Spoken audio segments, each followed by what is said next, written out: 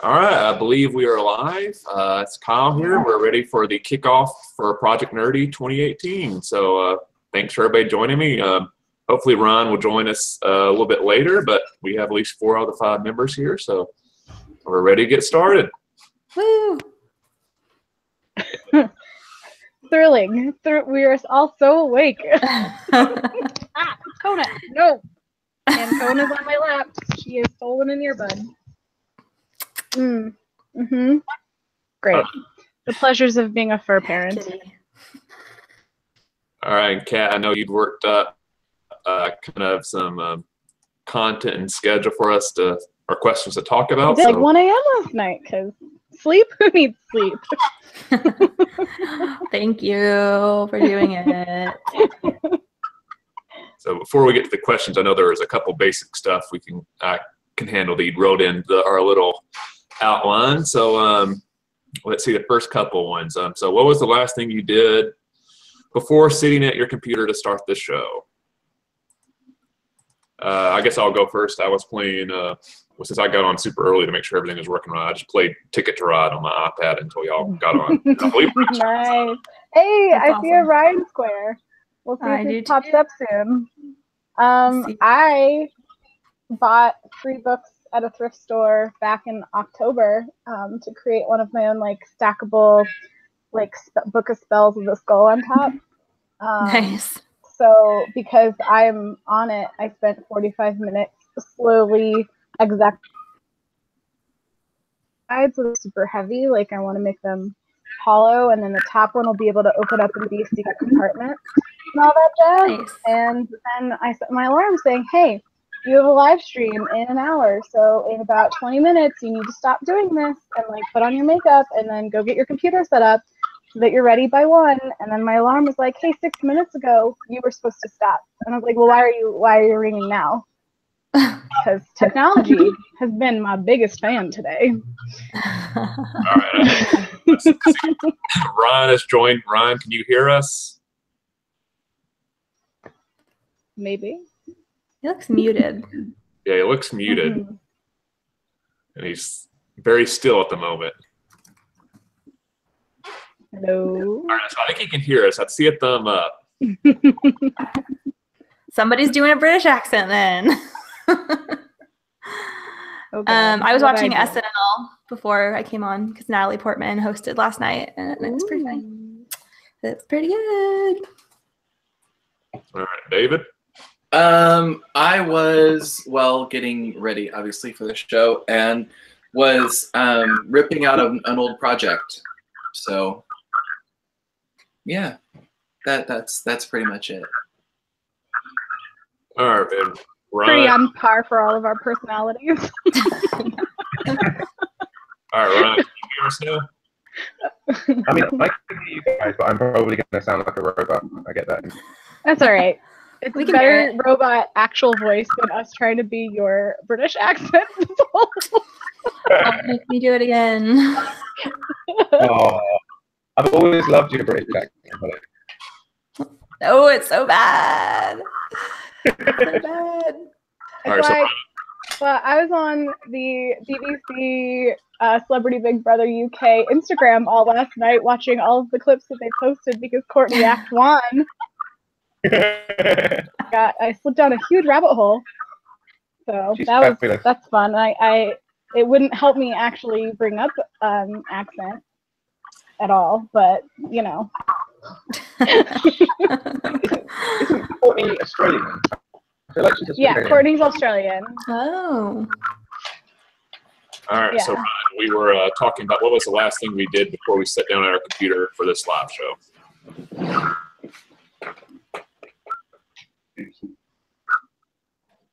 What'd you do, Ryan? Did you hear us? The last thing that I was doing before I sat down at my computer was playing Borderlands. Ooh. The original PlayStation 3 Borderlands, which is such fun. Nice. And yeah, that's the reason why I was late getting on the stream. I apologize. Video games? God. Passed up again. Again. David and I were doing crafts. probably watching SNL. You both were playing games. Again, par for our personality. Yeah. We're on brand for ourselves. Yes. Perfect. All right. I love it. Another Are you another guys hearing echoes of yourself right now, or are we okay with that? For what? What? Sorry? What's going on? Are you guys hearing an echo of yourselves, or is that okay? Well, I'm not hearing anything. Yeah, I think Might just be you. The last icebreaker was, what was the last text you sent? yes. Oh. Because I always think it's funny. All And right, mine was super boring because it was work related. I ran a meeting to get ready for our city's farmers market later this year, so I was texting my coworkers to let them know how that meeting went. So, Nice. mine was better last night, but then I had to text my roommate this morning, so it's cool, ta, as in thanks. Because I asked her if she had extra tampons, because Bah, thanks. Nice. That's important. it's a lot like more what than my lipstick selfie. Oh, From cute. being excited that the lipstick stayed all day. That is an exciting feat. It was the I first of texted my using that aunt. brand. Nice. I texted my aunt and I just told her that the Two Dope Queens HBO special was out now and that Jon Stewart was the guest because she really likes Jon Stewart. Nice. I was replying to this in progress picture of my parents' lunch, and I said, what did I say? Looks great. I'm having leftovers. Because that's what I had for lunch. Nice. Brian, what was your last text? I think he maybe went to go get his phone or something because he disappeared. Oh. Holly, you want to pretend you're Ryan real quick and just make it. No. That was a very British thing he did. Had a spot of tea. God, that was bad. What's all this That's what he then? said. What's all this then? All right, you are hired, Okay. David. David, you're hired.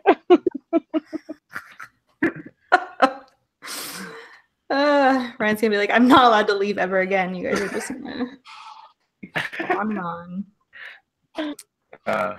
The last text that I sent was the thinky face emoji. Yay. Because I was having a conversation with a friend about Dungeons and Dragons. He said he'd never played. So I was like, this gives me an idea. Nice. That makes me wonder, actually, how do other people use the thinky face emoji? Is it... Yeah, I usually do it for that. Like makes me wonder. Winky face. I thought you said winky face, and I was like, I don't feel like that's an appropriate use of winky face, but all right, he's your friend. Makes sense. Yeah, no, I guess, yeah, in a conversation with this guy about role play, you could winky face. I mean, that's sure. I don't know. Why not? Kat, since you have the questions, I'll turn it over to you and let you. Yeah. know. So the first thing I did was I was like, is there a nerdy New Year tag that I could just rip off from someone else? And in the process, I found this very pretentious Wired.com 100 quotes every geek should know. And I was like, well, obviously, since we are 5 geeks here and there's 100 questions, not that I'm going to spend 100 questions long on this, but I was just curious, like, what were these quotes we have to know? Because it's a little bit, yeah. And the first one I thought was quite nice. And it was, strange women lying in ponds distributing swords is no basis for a system of government. Supreme executive power derives from a mandate of the masses, not from some farcical aquatic ceremony. What is that from? It's Monty Python and the Holy Grail. Yeah. That's awesome. I didn't get right, that. yeah. And then, of course, this one, like, from the first line, you'll know what it is. 3 rings for the elven kings under the sky. I'm not going to go on. Like, the entire thing about the Lord of the Rings rings. You know. And then, I'm sorry, Dave. I'm afraid I cannot do. Oh, that is. Oh, that's 2001 Space Odyssey. Yes, yes. There it is. Yes, it is. I didn't know that. I don't think I've seen that movie, which seems like Oof. It's really a problem. It's weird. Then, when scrolling through, there's like 1,000 from Star Trek, so that's great. Which, no shade to, I know the people who on the stream who watch Star Trek, but I don't know any of these other than the very, very, very, very, very, very, very, very end. Well, not the total very end, but number 98 is Make It So, Engage. Yeah, that's a good one. Number Make it so, 99. number 1. Yeah. Number 99 is Yata, which is Hiro Nakamura from Heroes. Oh yeah. Like, you have to know his like Yata catchphrase when he's excited. Yeah. There you go. Should have favored that one. I may or may not say that in real life, so. I also like the second half because it's that there's Neil before Zod, Superman 2. Pretty much in the quote. So, shall we play a game? Oh, that's Jigsaw, right? No, do not restart. Important updates. We've already restarted. Oh my god, Sorry. Restart. It's been doing that to me like all week. Uh-oh. Oh, did we lose Kat? I hope not. Well, if Because not, that update can take like anywhere from 5 minutes to like 2 hours. well, there was a couple other questions on there. I guess we can go ahead and do while she's trying to get back on. So one was, what was your nerdy goal for the past year, and did you complete it? Mine's a reading goal. It always is. So I completed it. And then I read the first 11 presidents' biographies. Wow. Show off. There are a lot of racist old white men that founded our country. Out of all of them, there was like one upstanding person. And even he had a lot of problems. Can you guess who it is? Well, I know because I reread books, but yeah. It was John Quincy Adams. Not our best president. He was bad. He was a bad president, but he was a good person. And he died. Yay! Thank God. I had some very, very quick panic sweats come in real fast. I know. Every time I see the word update, I'm like, no. I don't know when I got cut off. Right when you said update, no. Great. Pretty well, I'm glad because I was definitely like, nah, right when I was trying to figure it out. So it would have been great for the live stream for me to just have. Oh, did we lose her? Because that would be kind of perfect. Oh no, she's there. You're there. Great. Just well, we kind of moved on without you. great, cool. Well, the last 100 quote is end of line from Tron, which I was like, well played. Pretentious list. Well played. It's pretty good. Okay, so in that, and I just went into the Googles to be like, all right, just any New Year tags. Send me your New Year tags, and they meant literal New Year's for most of them, which was like, what are you gonna drink? What are you gonna wear? Where are you gonna party? Who are you gonna see? And I was just like, why? Until I got into one that was like, what are your goals?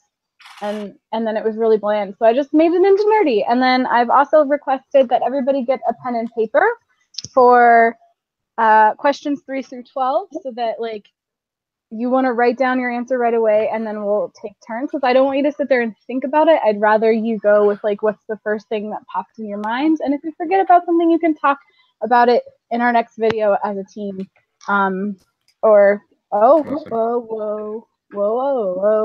the ABC stuff. Oh, Netflix has just suddenly started in my ears. Great, excellent. My computer's. Oh my God, your life. So when you froze My Cat, Fox browser finally.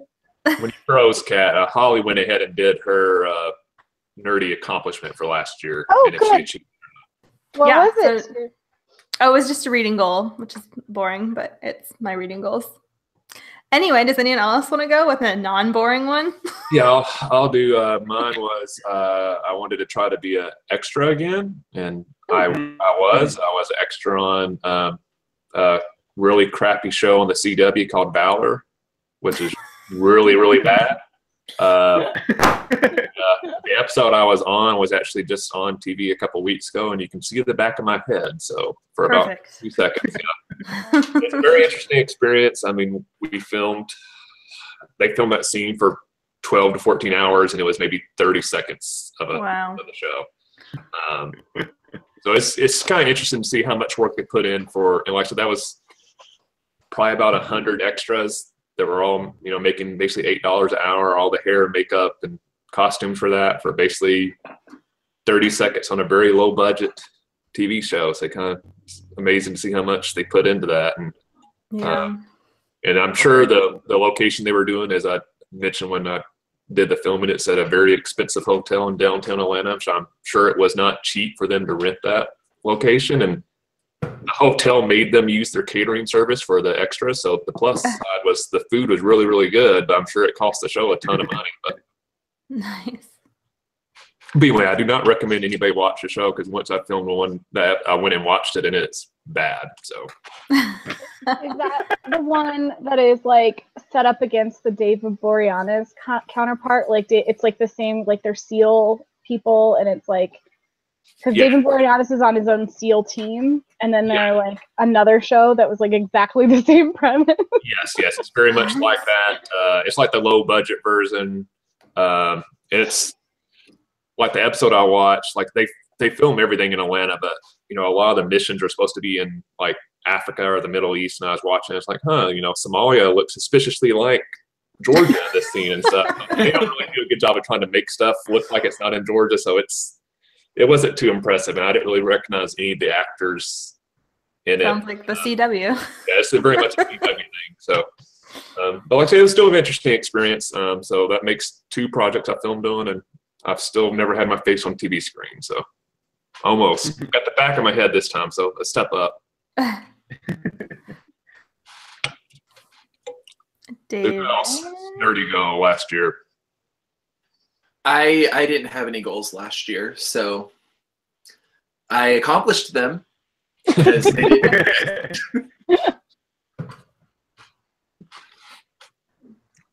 All right, Cat or Ron? I was going to say something about cosplay, but I actually, I didn't do great on actually posting personal videos on YouTube this year, but one of my YouTube goals was that 70% of my videos or more would have closed captions on them. And I went back and counted, and that's pretty close to accurate to the videos that I did post. And I did include like 2 videos that are halfway scripted that just are like 18 minutes long and multiple people talking. And so those take forever, and I just like do it on and off. But I know that because I've started the drafts on them, I know I will eventually finish them, and I feel like that counts. But yeah, I'm proud of that, because I really want to make sure that more of the social stuff that I put online is accessible to all. So I love it. that's pretty nerdy. Yes. Making those closed captions, typing. All right, so Ron, did you have a nerdy go and accomplishment last year? So mine, like Holly's, was a reading goal, and it was quite vague. So I was to give myself room to complete it. It was just read more books, and just I wanted to read 1 a month at least. And I started a book club at work. So in that we read a book a month and discuss them the following month. So I've done at least that. And when I was on vacation in the summer, at the end of the summer, I read 6 books in that kind of week-long period. So I've definitely done more than a book a month. It's a lot. I mean, they were Agatha In a Christie. week. Like, two of them were Agatha Christie, so Nice. that was they're very, very short. But a couple of them were a bit meatier as well. So Nice. I'm quite proud of myself. All right, so the next item was what is one nerdy goal you have for yourself for the upcoming year? And we want to go in the same order we did last time. In that case, Holly would be first. I've another reading goal. That's good though. That's a good goal to have. So it was 75 books last year. This year it's 50 because I'm a little bit more busy this year. And I'm going to read The Presidents from 12 to 21. Yeah. Nice. Whew. But we got Lincoln in there. So at least it'll be something. It'll be better. All right. Mine is Dragon Con related. I was kind of thinking I might try to cosplay at least one day when I go to Dragon Con. Ooh, that's fun. Awesome. So if Yeah, somebody, I'm so excited. if somebody wants to make a costume for me, they're more than welcome to, because I cannot make a costume. But Have you That's awesome. had any ideas as to what you'd like to dress as? probably something Star Wars related, I would guess. Yeah. Very cool. Very cool. But no ideas beyond that. Although I do need at some point to go ahead and buy my Dragon Con pass for this year. But looking forward to it. Last year's Dragon Con I thought was really awesome. I really enjoyed it a lot. So I'm looking forward to it again, and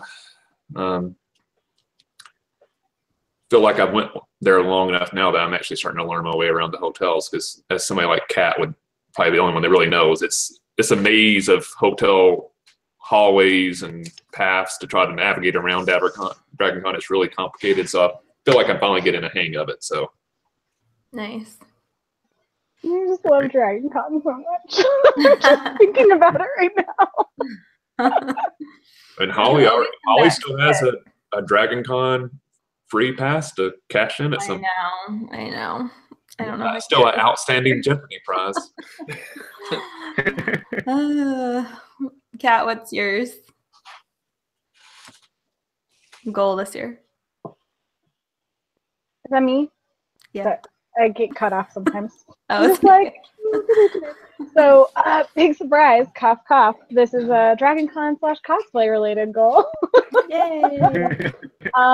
We are going to Dragon Con Wednesday through Monday this year, so that way we don't step off the plane and then have to immediately be in cosplay for Thursday night.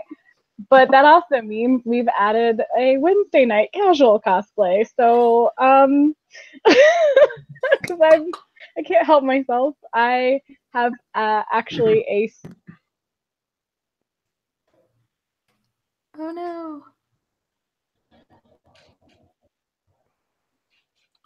We can all And just some of them very much push my capabilities and outside of my comfort zone. And then that also kind of goes into why I have like a 10 to 12 new cosplays for the year goal. Nice. But only one of them is do a Regency Star Wars Rey from the Tumblr user, the McGee person, and it's a Rey cosplay in Regency wear, which I have almost everything I need for it now. I just need to do the thing. Fun. Mm-hmm. Do the thing, Julie. David? I am going to be writing more this year. I decided to start writing. I've been thinking about writing for a long time, but I started a few weeks ago, like purposefully writing, and I've been sick in the middle there. But my goal is to write every day, like I write an hour every day, and start a blog. So I'm looking into a website and really kind of focusing on that creatively. And then also starting knitting this year. So I just started knitting last week. And so far I've done a little swatch and I started a sock. I've got the cuff done. So we'll see how that goes. Awesome. All right, Ron. I received a sewing machine for my birthday, 17. So That I'm one's going to be pretty the third. exciting. Oh, she froze. I'm going to be the third cosplay-related goal of Project Nerdy in 2018. I feel like we should just be Project Cosplay 2018. So yeah, my kind of annual nerdy event is in August. So my aim is to have a high-quality cosplay by then. And then I've got a Comic-Con before that in May, so I can do like either a dry run of that cosplay or like a crappy one if I don't manage to make a high-quality one by that point.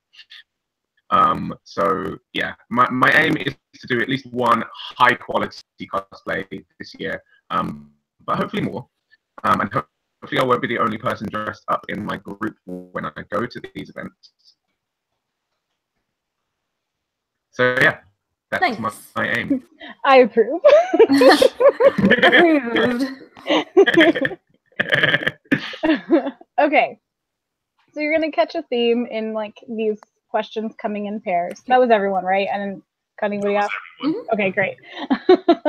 And so question number 3 is, what is your favorite movie of 2017? The first one that jumps in your head. Doesn't have to be released, just whatever. First one. Oh man. And we're writing them down so that you can't cheat. Down and then discussing them after. Oh, I'm typing them. Is that bad? I promise I won't cheat.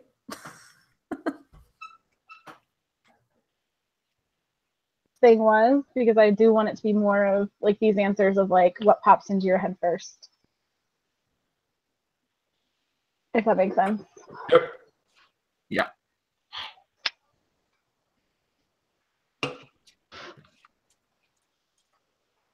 So Holly, favorite movie of 2017? I thought of Lady Bird first. Because it was awesome and it reminded me of my high school experience. I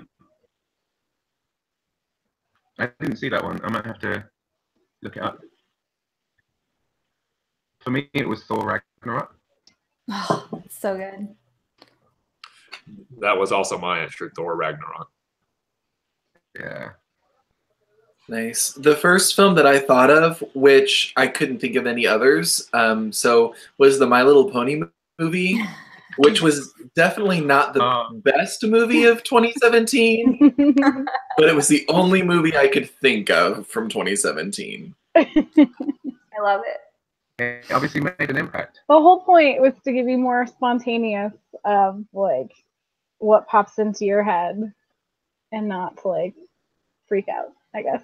And I have Lady Bird as well, which I honestly can't remember if I saw it in January or December, but it was a 2017 release, and also I can't stop thinking about it, and also I want Greta to do all the things forever. Who is the director-writer for anyone who doesn't know. And I'm actually seeing Thor for a second time today after this. A friend is coming over and we're going. Woo! That's fun.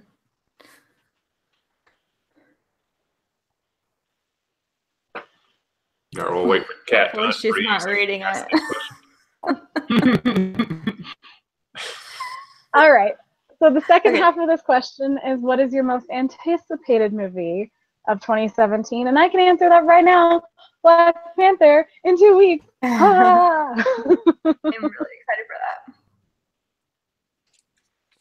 that. First thing I thought of was a Han Solo movie, just because I was just talking about it. But it's probably not IRL my favorite, my most anticipated. But it's not the name of the game. Yeah. I mean, not sure if it's coming out this year. And I know that it's problematic at the moment given the press. But I'm really looking forward to the Gellert Grindelwald movie. Just because anything Harry Potter universe, I just gobble up. But I understand that it's cat with interest, and you know, there's also comments from JK herself about this, and yeah, it's a tough one kind of to detach from, but I really just want to consume everything Harry Potter, and I want to believe that between the two of them, they're seeking the right kind of resolution. I don't know. Yeah, I think we all want Still want that to see the movie. down. Yeah, no, I think this might be the very first Harry Potter film or Wizarding World that I don't go opening weekend and possibly just don't even see in theaters. Like, just wait. I'm continuing my Harry Potter boycott. Carl's like, I'll move to the moral side of this argument. Sure. Yeah. At this point, I have zero plans to buy or pre-order tickets. And I don't know if it'll change. I won't say I'm not going to change my mind, but first the casting and then the whole bullshit answers about how Dumbledore's identity as a whole isn't important enough to start addressing immediately in 2018 is just pew, pew, pew, pew, pew. I mean, what? Hi. I mean, I have a Dumbledore. I have a Dumbledore supports equality flag from the fandom, so you know. Yeah, we were shocked when we heard that they weren't going to be making him openly gay, and you know, even though the authorial intent has been explicitly stated, it's ridiculous to not put that in. Yeah, God, we could do a whole Project Nerdy week on this. I mean, we probably could. Yeah. Jot that down. I'm really excited to watch this whole live stream again in the future to like hear everything I'm missing. So. That's funny. David, what'd you write? I don't have any anticipated films for 2018. I'm sorry to tell you. You all know I rarely see films in the theater anyway. It's like my life. I'm not like on that movie buff train. Sorry to tell you. That's okay. And my answer is, and probably the reason it falls the most anticipated because really nobody knows anything about it. It's the next Cloverfield movie. Ooh. They know they're releasing it supposedly sometime in the spring, but they keep those movies secret up until like a month. I mean, they haven't released anything for it. We don't even know what the title is. There's even a rumor going around that they might do it on Netflix instead of a theatrical release. I mean, so it's more just because there's so much unknown, the same way 10 Cloverfield Lane was, which I love that movie. But, you know, if you remember that movie, they really released a trailer like 6 weeks before it came out. Like, hey, we're releasing a new Cloverfield movie in 6 weeks. And, it, you know, now when you start getting trailers like a year in advance, so I don't really know how the Cloverfield movies are able to keep stuff such a secret when other movies stuff starts leaking out 2 years ahead of time. So I'm just kind of looking forward to see what they do with that. And to kind of tag on to the Harry Potter thing, I think that it would be good theme because I mean, when all this stuff was happening, I was even thinking, you know, like, well, of course, I'm a huge Star Wars fan. If something like this happened in Star Wars, what would I do? And it's just really hard, you know, thing to kind of judge and stuff. Your fandom versus, you know, disappointing your moral standards and stuff like that. So I'm not sure if there's an easy answer. It's a real hard situation for sure. Yeah. I'm not sure it's not in Star Wars. I might be what's the word when you slandering his name, but I heard somewhere that Ewan McGregor was not completely squeaky clean. Yeah, there really hasn't been I guess kind of similar to how with the stuff going on this year, there hasn't been like a scandal breakout about a actor like leading up to a release and stuff. You know, yeah, I guess so. People start calling it Is boycott. he going to be in the?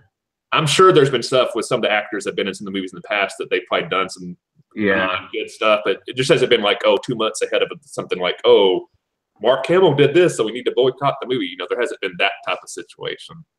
Yeah. At least I'm aware Yeah. of. I wasn't alive when the movies first came out. Maybe there was something like that back then, but I doubt it. Yeah. Yeah. All right. So, what was the best TV series of 2017? And immediately I thought of The Good Place. And then followed up by This Is Us. But The Good Place is just like underrated, I feel. Like if you haven't had access or decided to watch The Good Place, it is quality 30-minute episodes of fantasticness and clever writing and adorable people. Put it on my ever-growing list. And Kristen Bell. Oh, love her. First thing I thought of was Handmaid's Tale, just because it was such a big deal this last year. Between two, so neither of them are actually TV shows. They're both online exclusives, as far as I'm aware. Actually, that might not be true. So Stranger Things 2 was fighting against Star Trek Discovery for me. You know, and talking about these equality messages, strong black female lead, openly homosexual couples. It's Discovery's got to get points from me on both of those fronts.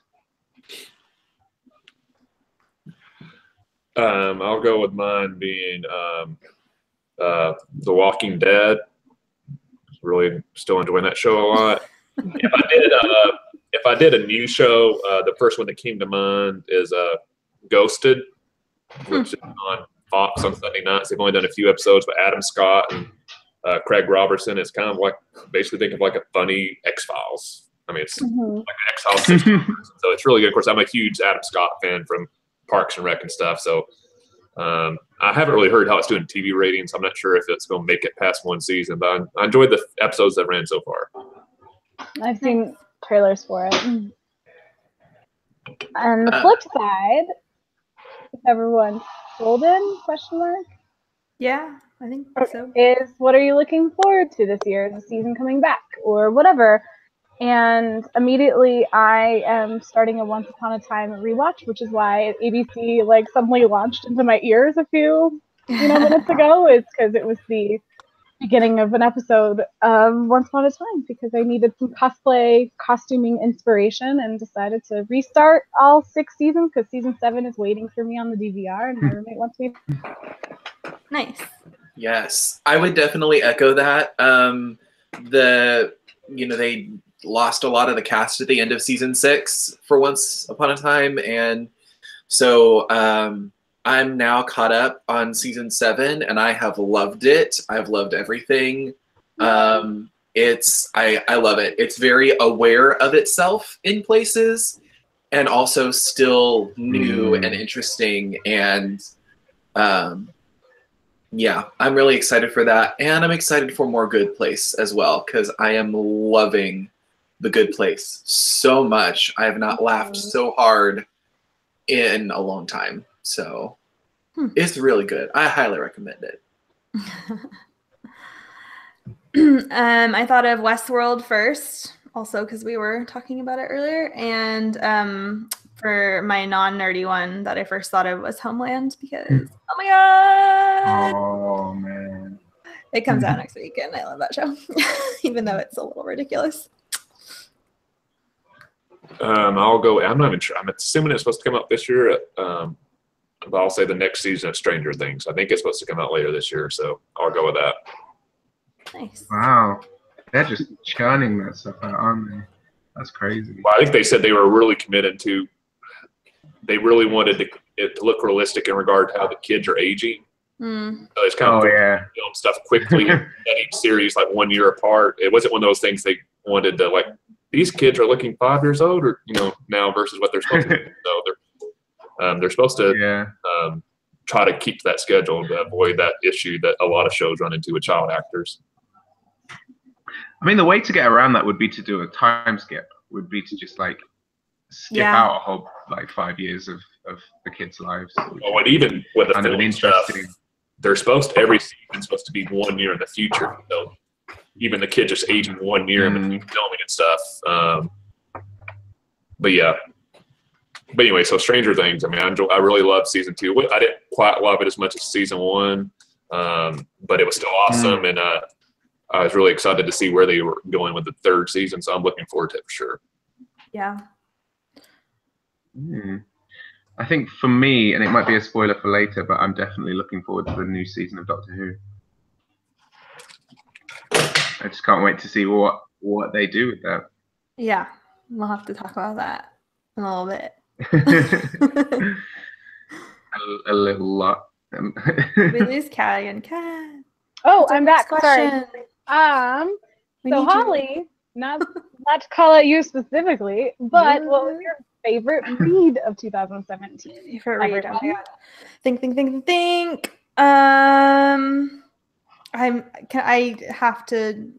I know what it is, but I can't think of it. If that makes sense. I know the book. I know what it's about. For some reason, I can't think of the title. Give me like somebody else go. I'll pull up my Goodreads. A fantasy novel called The Name of the Wind. I love that book so It was much. given to me. It's so good. It was given to me as a Christmas gift the year before, and I finally got around to reading it. That I read on my vacation, and I love it. And I really want to read the second one, and I can't wait for the 3rd one to be released. I think We've been waiting for years for that. I have this knack of jumping on the bandwagon of something right as everyone's been waiting a whole long time for the newest thing, and I barely have to wait at all with a very short wait. Yeah, so like the Disney Square Enix game series, which everyone has been waiting like a decade for the 3rd one, Kingdom Hearts 3. I've just finished the whole Kingdom Hearts series up to now. Kind of gift somehow. Nice. All right. Mine's easy because I do 2 videos on my channel every year. My favorite fiction and favorite nonfiction that I read in the previous year. So I know this. So fiction was Carved a Mark by Veronica Roth, which I really loved. I know Holly was a huge fan of, but I didn't like it. I enjoyed it. I'm really into military sci-fi, so that I really do. It reminded me a lot of Red Rising by Pierce Brown, which also is another book I love. I also didn't like. Which I just got the new book in the series. I'm not sure if Kat's got that yet, but I just started reading the newest one this weekend, so I'm excited to see how that goes. And then nonfiction was Devil in the White City by Eric Larson, which is about the Chicago World's Fair and really the first notorious killer in American history that stopped the World's Fair. And so it's kind of an interesting history book, but at the same time, kind of a murder mystery book at the same time. It's really good nonfiction. It reads more like a fiction book, in my opinion, but it's really good. Wow. Oh, there's 2 of Kat. Kyle, have you ever read In Cold Blood by Truman Capote? I have read In Cold Blood by Truman Capote. I absolutely love the book. The main reason I read it at the first point is because I'm such a huge fan of To Kill a Mockingbird, and as I learned more about that, one thing they always talked about that while she was writing To Kill a Mockingbird, she was also helping Truman Capote edit In Cold Blood. And I was like, I should read that. That's cool. So it's really good. And if you ever watch the movie Capote that Philip Seymour Hoffman is in, that's a huge plot in that movie, that Truman Capote starts getting jealous of Harper Lee because when he starts writing the process, she's like just his friend that they were next door neighbors that was helping research the book, because Truman Capote is actually the character Dill in To Kill a Mockingbird. That's who it's based on. And during the process, totally seen that movie and did not remember that plot line at all. in the process of writing, crosses him writing To Kill in Cold Blood, Harper Lee becomes the most famous author in America, and he becomes super jealous, and they basically have a break in their friendship for a while because if you know anything about Truman Capote, he enjoyed the spotlight. But yeah, if you like nonfiction, true crime, In Cold Blood is awesome. Which a funny YouTube story, I did a review for In Cold Blood on Reread Books, and I had a commenter chew me out because I spoiled who did it, and I had to reply, it's a nonfiction book. They tell you who does it, like 5 pages in. It's not a novel. That's so funny. That's beautiful. Mine is Turtles All the Way Down. Oh my god, I can't believe I forgot that. Like, I don't think it tops The Fault in Our Stars for me. It's very much like, as far as John Green books that mean so much to me and at the top of the list. But it gave me so much language for empathy with my friends who have a lot of issues with anxiety and internalized anxiety and things that they do not normally talk about or can't communicate well. And then, of course, like, I think thought spirals are way, way, way more common than anybody thinks. And I definitely get trapped in them a lot. Maybe not to the same degree or for the same reasons, but I definitely get trapped in a loop and then have to figure. I really was thankful for the book, and I cried. Yeah, it was a good one.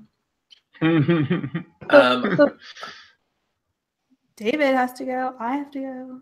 I'm sorry. Go. I can't hear anything. So I read All I Know Now by Carrie Hope Fletcher, which was really good. I'm obviously not the target demographic for that book. It's definitely geared toward preteens, but I wanted to read it because I love her and she's, wonderful. And I actually, there's a lot of it I couldn't relate to, obviously, because of where I'm at in life, but there was also a lot of it that was really, really good. And so, yeah, it was a good read. It was good to read something nonfiction that I wasn't like dragging myself through. Yeah. Because that's most nonfiction for me. I had to look on my Goodreads, but I remembered what it was because I put it away because it was so sad I didn't want to bring it back up again. But mine was A Little Life by Hanya Yanagihara. I gave it a 4 out of 5, not a 5 out of 5, and it was the best book I read this year. And I'll read you my short review. I cannot give this a 5 out of 5 because it was too fucking sad. I will settle with a 4 out of 5. The saddest book I've ever read. I cried and I cried and I cried, and then I felt depressed. But damn, that was some killer writing and some beautiful, vibrant characters. Will easily be the best book I read this year. Cool. There you go. Wow. I recommend it if you want to be sad.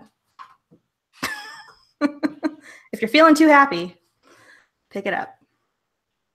Okay, you're on. And of course, what is a book that you're looking forward to? And I have always way too many, I have a 2018 or 2019 Goodreads shelf already set up halfway before the next year because of adding authors or announcements or whatever. But I immediately thought of an absolutely remarkable thing, which is Hank Green's pre-ordered book that is available. And then also, isn't Iron Fist the title of the Red Rising new trilogy? Isn't it Iron Fist?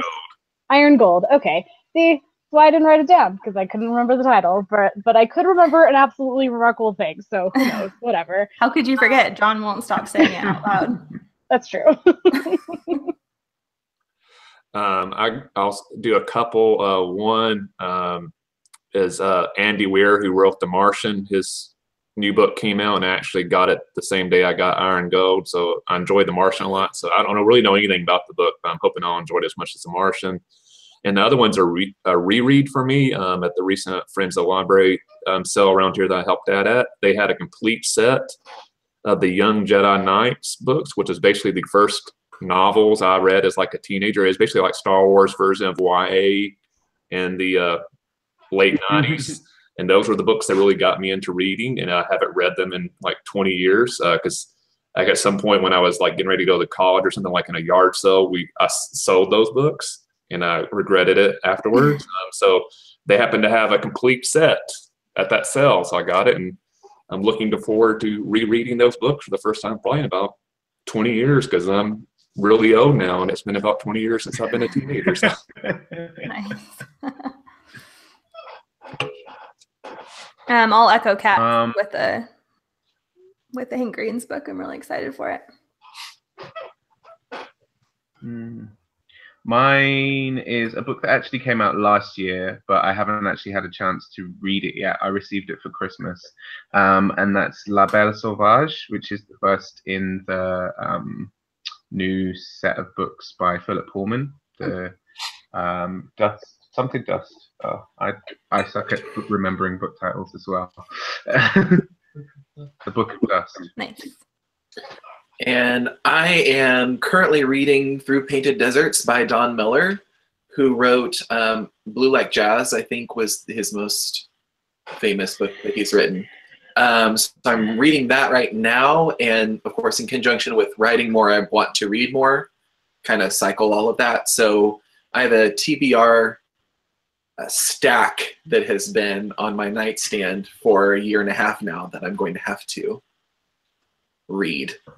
And Bleak House is on the top of it. I'm looking at it right now. It's staring at me. Oh no, we just lost Kat, so who knows what the next question is. Well, with that too, it's 3 o'clock. I've got to go to work, fam. So I'm gonna hop off here. Okay. And I'll catch y'all on the flip side. Have fun being an adult. Bye, fam. Bye. Let me see if there's any other questions in here we can answer while we're waiting. Hey. Sorry, my phone or my computer loves me so much. Okay. It's okay. David had to go to work. The biggest. Oh, okay. Well, dang, because he would have loved this question. Bummer. Favorite song, jam, bop, or musical experience of 2017? Ooh. Look at my Spotify. I finally saw Bastille live in concert, and I saw them at Red Rocks. And Red Rocks, it should, if you are into musical, like music concert live experiences, if Red Rocks isn't on your to-do list before you kick the bucket, then getting to Colorado, but hopefully something that you like at Red Rocks is just, you need to do it. Yeah, I've always wanted to see a concert there. Well, as long as I live here, you'll have somewhere to stay. I saw Tom Petty in August, and it was amazing for the 3rd time in my life, and last time, which I didn't know at the time, but I felt it. And that was my best musical experience. All right. Mine wasn't one in person, but last year they released a anniversary version of Purple Rain by Prince, and if you got the deluxe version, it included a DVD of a concert from the Purple Rain tour, which is a big deal because if you know anything about Prince, he did not allow any footage to go online or anything. So if you search for Prince on YouTube when he was still alive, nothing would ever come up because he copyrighted everything. He wouldn't let any footage out. Wow. So a lot of old musicians, you could go back and watch old concerts on YouTube. That wasn't an option of Prince. So it was kind of neat to watch that DVD and see what the Purple Rain tour was like, and also how the crowd was reacting to them. And to me, watching it, it reminded me a lot of seeing like old footage of like teenagers freaking out about the Beatles or Elvis or something. People were going crazy for Prince. So That's awesome. That's definitely one person I regret not getting a chance to see him live because probably one of the definitely best in-person performers maybe in recent history. So, but I enjoyed getting to see that DVD last year. Nice. For me, it's probably a little bit more melancholy than a lot of other people's musical experiences of 2017. But for me, it was the song "One More Light" by Linkin Park. And with the news that we received last year, I think that it just had kind of an emotional resonance for me. the lyrics and just kind of the timing of it. Yeah, so I feel things when I listen to that song even now. Yeah. So on the flip side of the question, is there a upcoming musical? And for me, Hamilton is coming to Denver. So I'm gonna finally see Hamilton, and I'm gonna echo you. I'm seeing Hamilton in mid-March. I'm really excited. It's coming to Portland.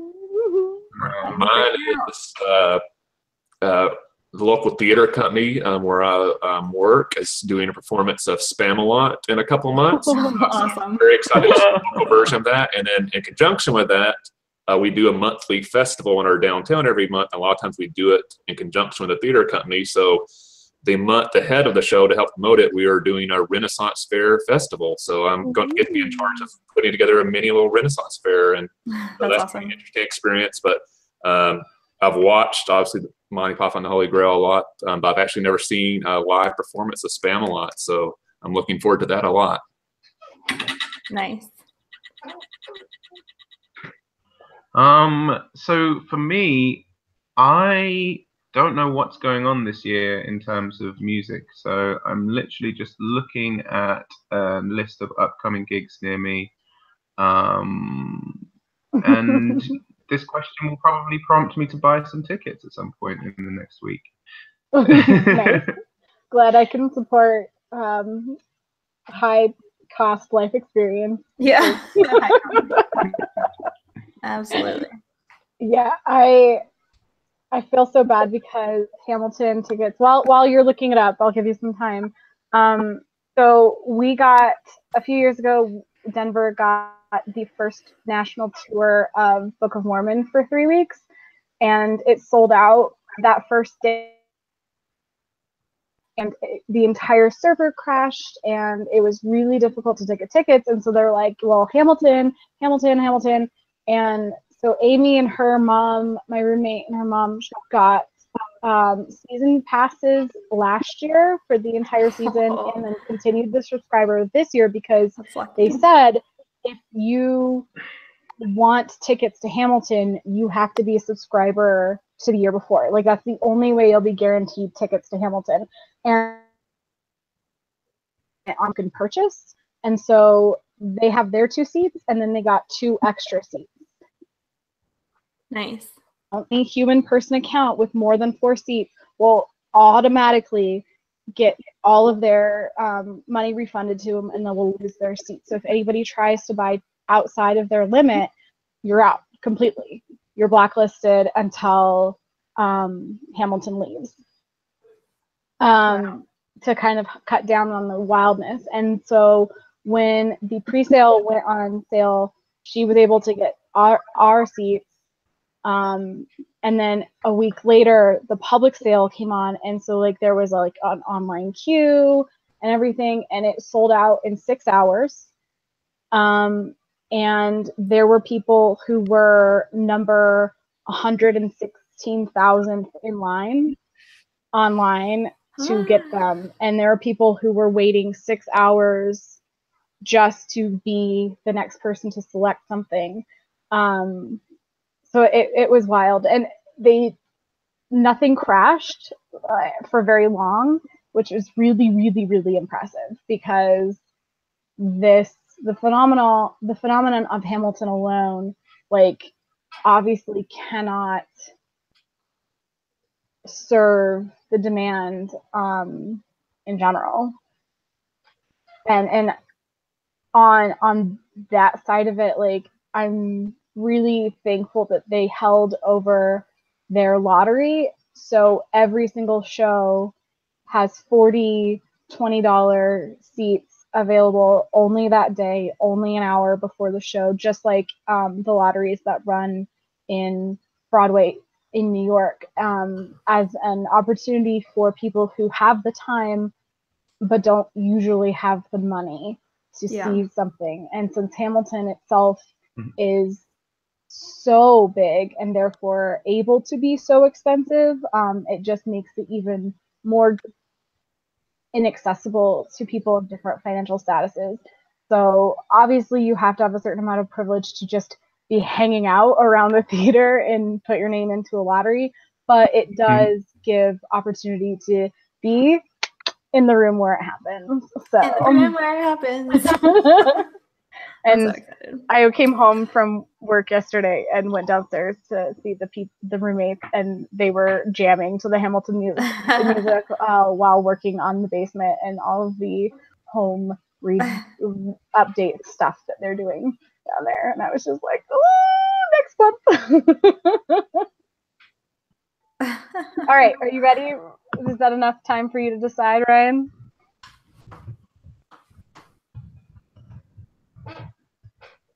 Maybe. Right. Yeah, but I don't want to say it out loud. Sorry. Oh, don't say it out loud. Beautiful. Oh, they're so good though. Enjoy it if you can. I figured that was the reason why. I thought so too. I was like, don't ruin it. Don't ruin the surprise. Yeah, but I mean, it's one of my top concert experiences, and I like, honestly, I truly think YouTube. But like people will be like, oh my god, YouTube Bono, blah blah blah blah, and I was like, I went to that concert, the huge 360 tour, so you're supposed to be able to have good seats no matter what, and I was just like, I mean, I like your songs. They just played them. Like, Yeah. Some of my favorite artists, like Imagine Dragons, like give you like a story along with their performance with how they dress up the stage. Like the Fray does it too. Yeah, I've kind of like that. Like I need that third level of experience. I guess now I've become a live concert does user that as well. She's a plus you have to see it at Red Rocks. Awesome.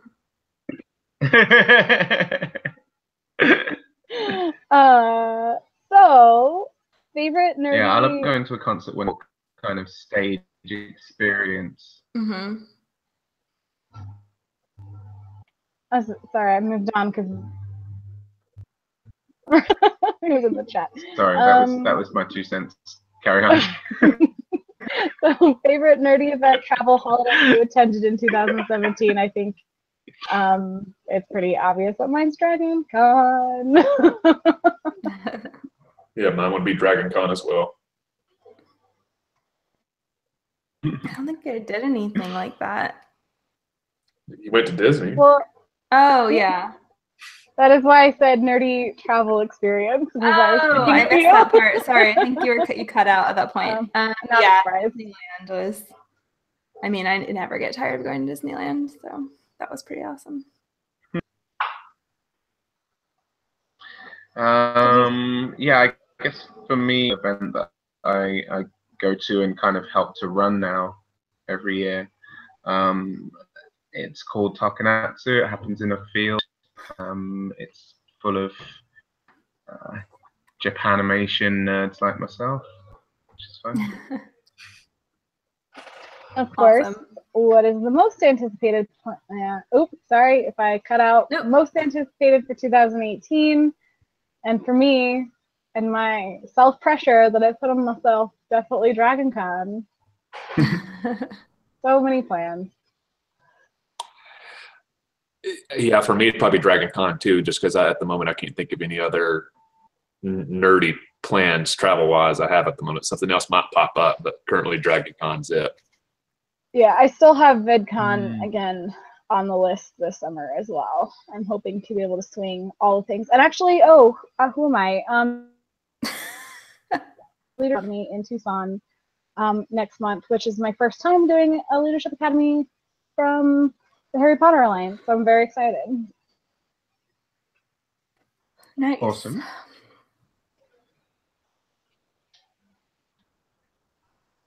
I think for me, it might be Comic Con this year because together. for the time, rather than just me going on my own and being surrounded by completely unknown nerds. Nice.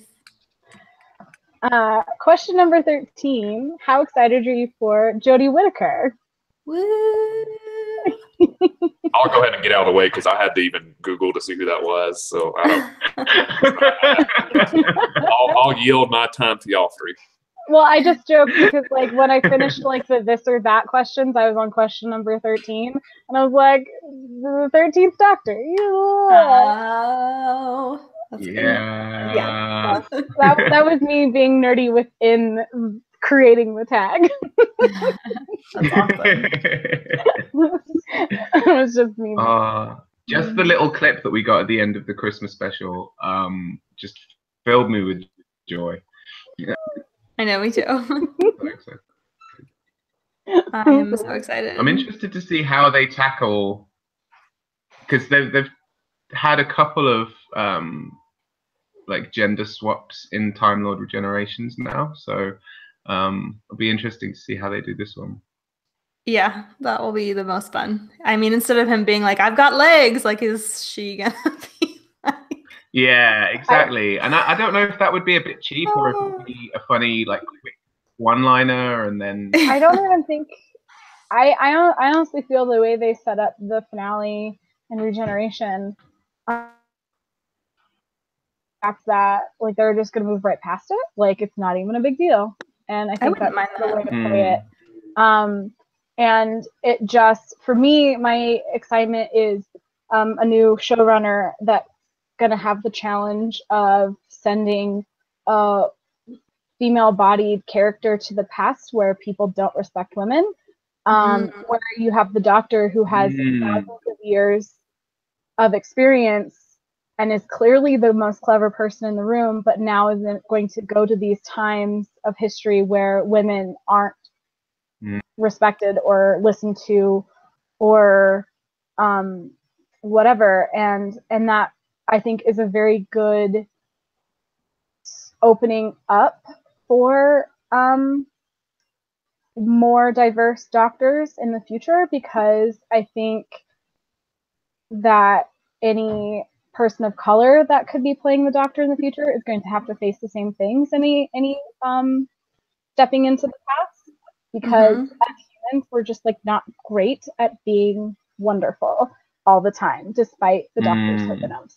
So yes, yeah, agreed. that is my... I feel like they've tackled those issues with companions. Yeah. Yeah.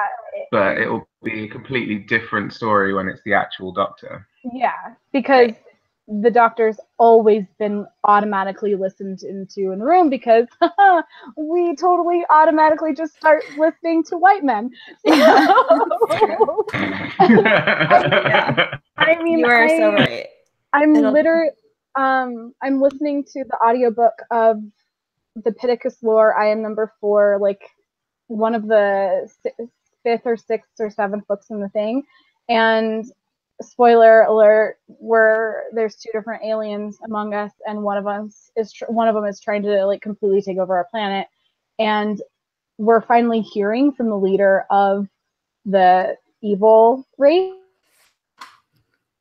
Totally chose this 45-year-old able-bodied white man with graying hair and blue eyes because statistically we checked out the Earth, and what this is like the most, because he's like super attractive, but like in the very clearly aged kind of way, and he's like, oh well, no, like we studied the planet, and like this is who they're most likely to take complete acceptance of a power turnover from. And I was like, oh my god, too real. Yeah. Too real, yeah. That's awesome. It was written like a few years ago.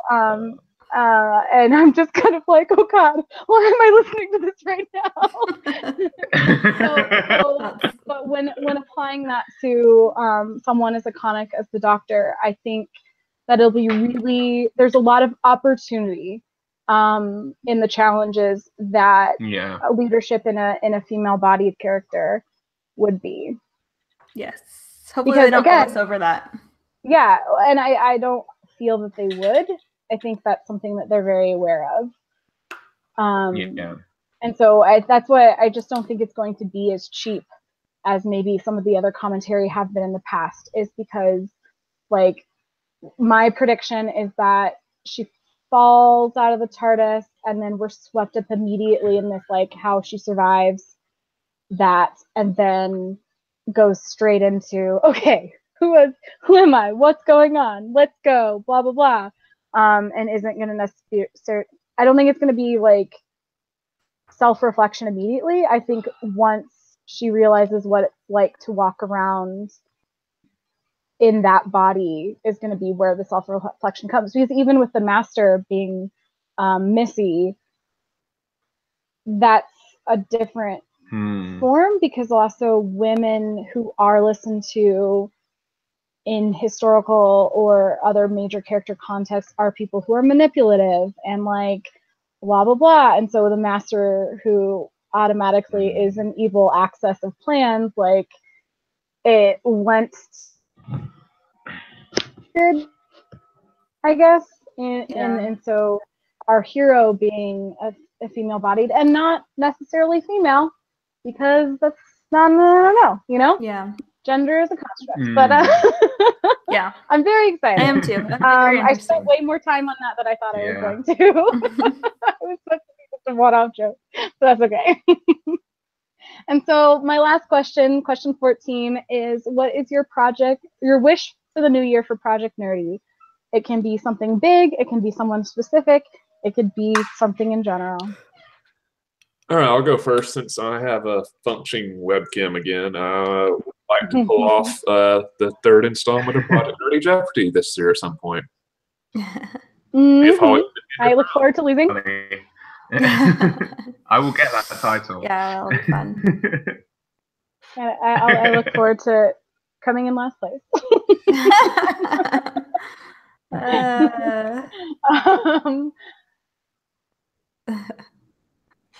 I'm just excited that we keep doing it. I mean, every year I'm always like, will we, won't we? And the fact that everybody's still also like gung-ho about it makes me really happy. So I'm really thankful that we have evolved in our lives and still, like you said, kept this in and I really do appreciate that we've been kind of taking the same adult view that the Blog Brothers have, where, like, punishments are really fun and stuff, but I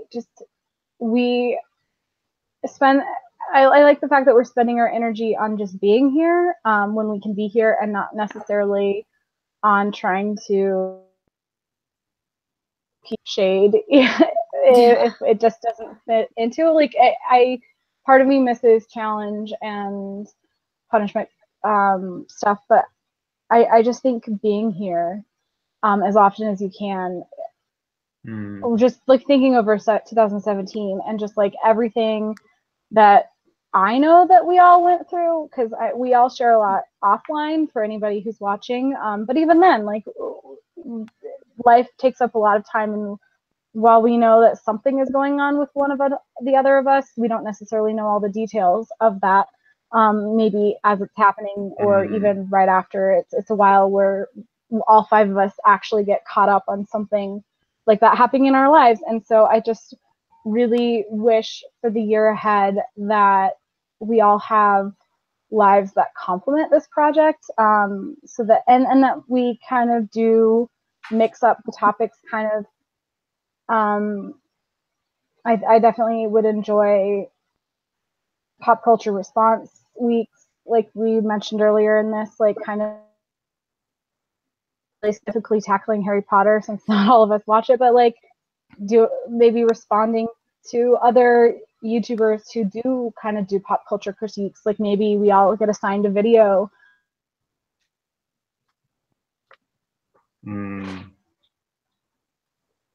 Yeah, I definitely agree with that. Respond to it, or things like that, and mixing it up in different ways, and just really being able to be faithful to who we are as the 5 individual nerds that we are. Yeah. Yes, very well said. I agree. For me, I at the end of 2017 in our chat, and I would like to see that come to fruition as my kind of hope for the channel for 2018. So I don't want to spoil anything by saying it on this live chat, but hopefully it happens, and then we can unveil that. I'm actually not positive of what you're referring to because I only heard a third of the audio. But again, I look very much forward to rewatching this live stream and commenting. Commenting below with anything I missed. I may just kind of poke the bear on that one again anyway, so yeah, we'll see. Sounds good. I think that leaves the finale to you there, Kyle. Yep. So just kind of talk about a little bit of upcoming schedule. A couple of themes set for the rest of February. We'll resume our normal schedule, not tomorrow, but the following Monday on February the 12th. And the theme for that cycle will be kind of us talking about any nerdy highlights or anything that happened that we'd like to talk about during our break. So if anything happened since we did our Secret Santa videos, because I know a lot of people filmed that ahead of schedule, so we really haven't done any probably like live content since early December. So if anything's happened last couple months you want to talk about, here's your chance.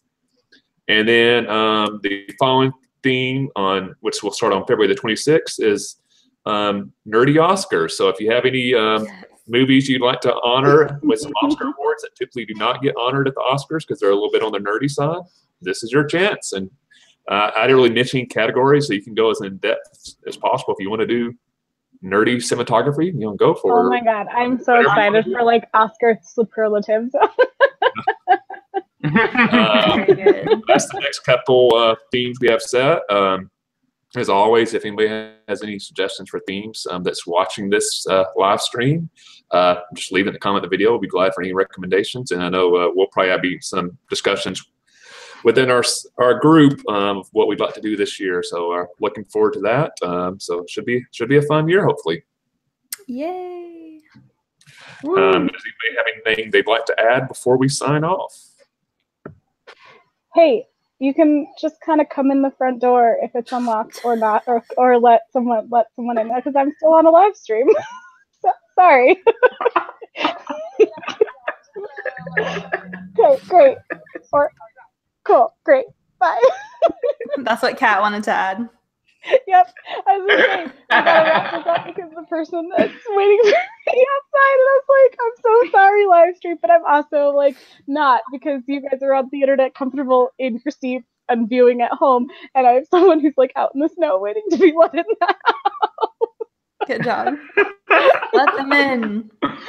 Does anybody else have anything you'd like to include? See if you can top Kat. I don't think anybody could top that. Great. Cut it. We out. All right. Bye, guys. Thank you, everybody. Thanks for everybody watching, and we'll see you soon.